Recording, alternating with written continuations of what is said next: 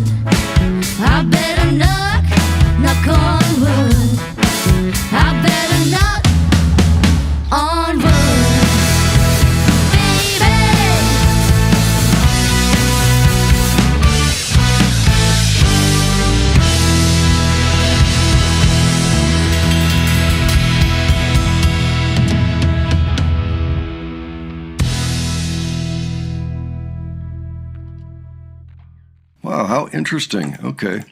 Yeah. What did you think? This has a much cleaner and clearer sounding production. It looked to me like Nacy's was doing a lot of the heavy lifting in that song on the keyboards. So we didn't have a lot of the guitars in the mix. They were in there, but they were mixed down low. Yeah. So that could very well account for the cleaner sound. Yeah, his keyboard has a great brass sound. Yeah, it sounded pretty good. I have to admit, it did. It sounded nice. I want to listen to just a tiny bit of the Eddie Floyd version, if you don't mind, Adrian. Sure. And then there's Knock on Wood with Otis Redding and Carla Thomas.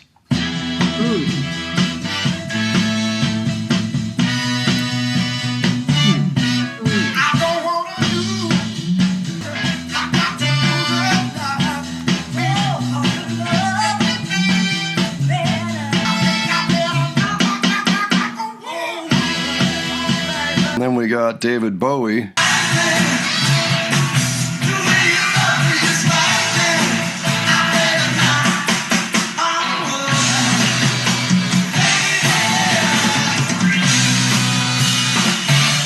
So we can hear every single version had all the same stuff in it, except for David's didn't happen to have the accompanying horns during the first verse. But it's all about the same. Yeah. Yeah, it's pretty much, yeah. And the cover by Mission Souls excels at its faithfulness to the cover song by Victor Wood. Even though I haven't heard the Victor Wood version, I pretty much heard everything in there. I heard maybe a couple of little things that Victor might have done with it, but out of those versions that we just listened to, David Bowie's was the most unique to me, and yet it still basically had the same drum patterns, and especially the knock, dunk, dunk, dunk, dunk, on, do.